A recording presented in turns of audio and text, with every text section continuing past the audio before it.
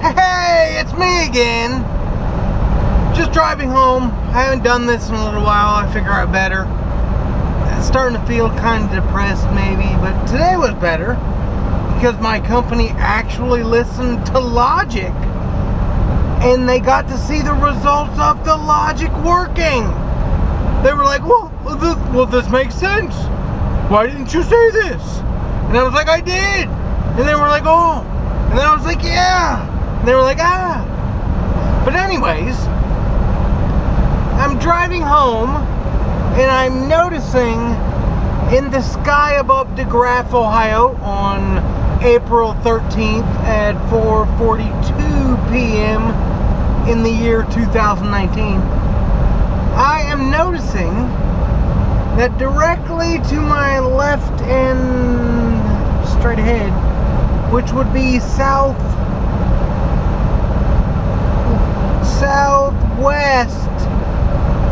slightly southwest of DeGraff, so above Sydney, Ohio maybe?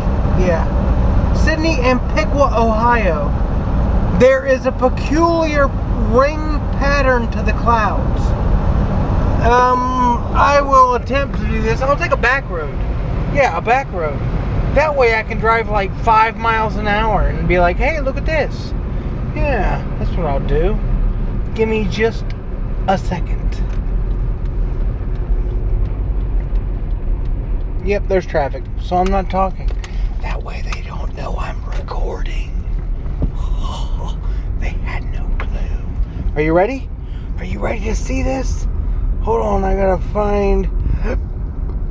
Oh, shit. I'm gonna have to use this camera. Yeah, that's gonna suck. Hold on, let me unplug it. Yep. Okay, you ready for this crap? This is weird. I mean, really weird. Anyways, look.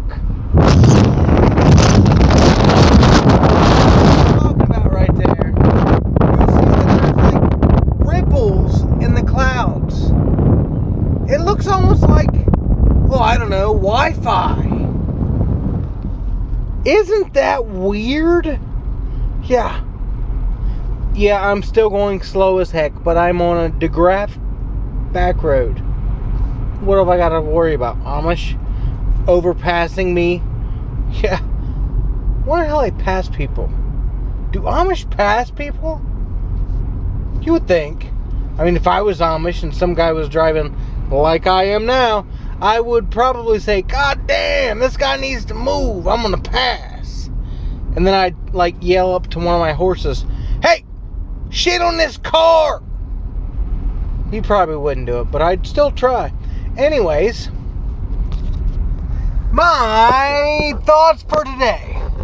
I just finished listening to a podcast of a guy who was talking about the minimum wage and how its roots actually stemmed from progressives and eugenics. It was weird.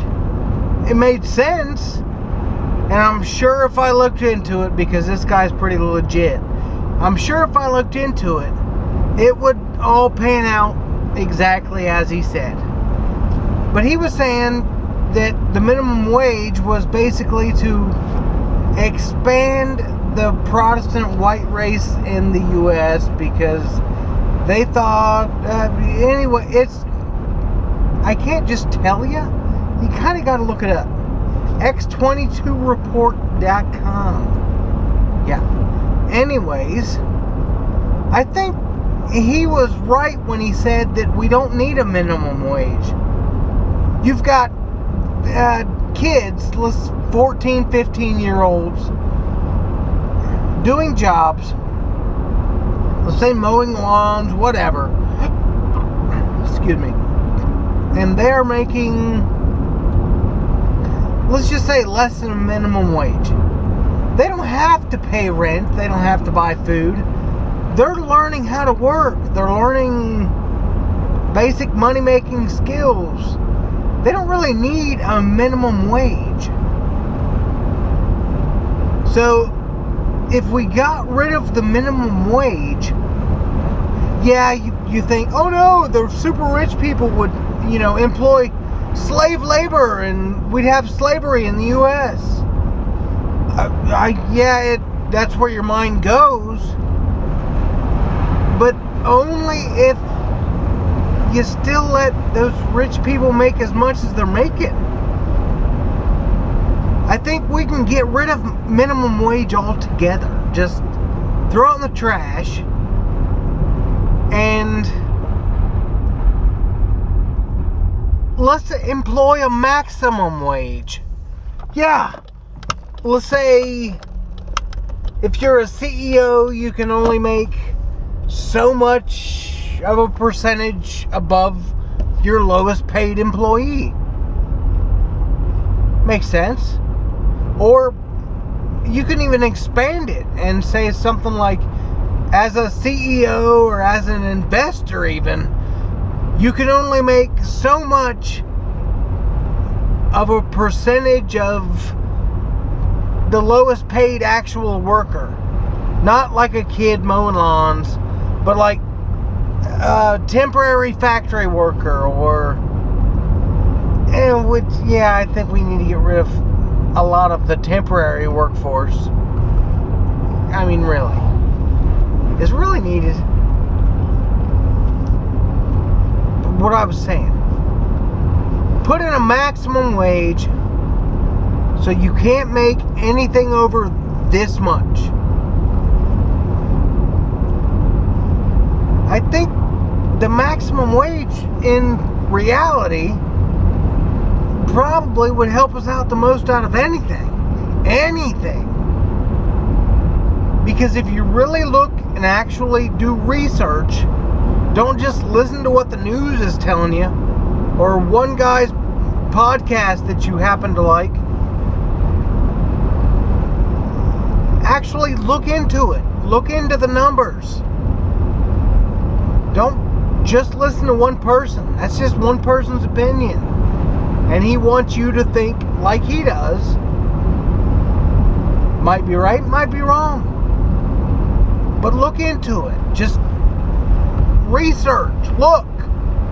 It's online. You can, if you don't find it with Google, use DuckDuckGo. If you don't find it there, use Bing. Use something else. Just look.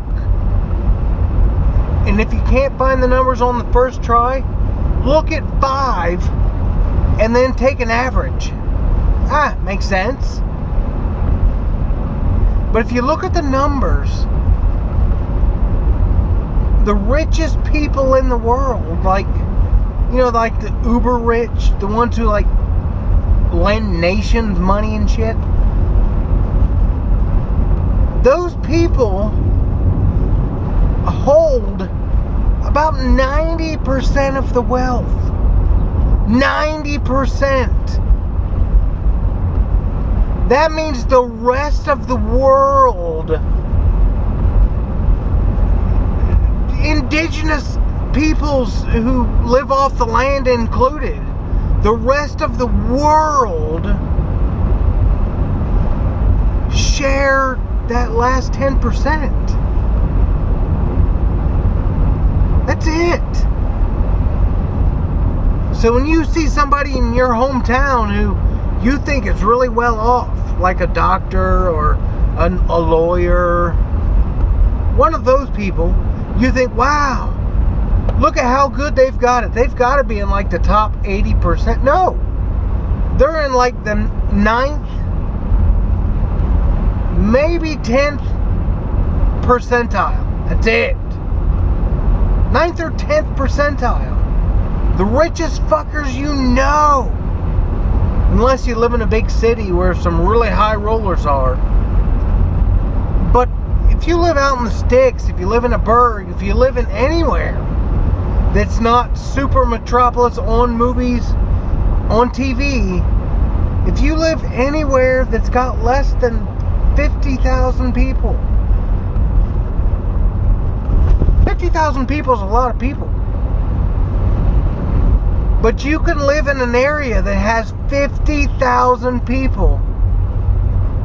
And I'm going to say 9.5 times out of 10, the richest person you can even think of or you've heard of in your area might be sitting at 10%.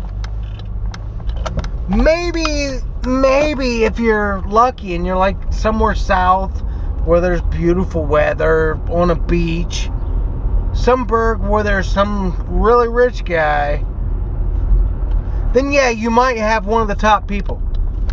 But I'm going to say, for the most part, the richest people you can possibly think of that you've met, seen, drove by their house, just been involved with, I'm going to say they're like 8th percentile, 7th percentile. They're way down there. That means that if we take that majority of the money back, yeah, it's wealth redistribution. Yes, that's what it is. But when you've got 500 families that own 60% of the wealth, those 500 families could probably give up some of what they got. I mean, Jesus, 500 families, 60% of the planet's wealth. The planet. Yeah, that means one guy can spend more in a week than the entire South African nation of Zimbabwe. And that's okay. Yeah, there's people all over who make a lot of money, but look at it logically. The income gap is so massive that the people who have the most money, power, control, the majority of us don't even know exist. We don't even know they're there. We don't know who they are. Like you've heard of the Rothschilds, because that's the big internet Illuminati name now, Rothschilds. Oh, they own the Federal Reserve. I hate to say it, but the Rothschilds are probably in the 90th percentile, maybe the 80th percentile. There's people richer than them. There's people who hired them. Yeah, they were bought and paid for by somebody even richer. So, I'm just gonna say, greed should be made illegal. How? I have no idea.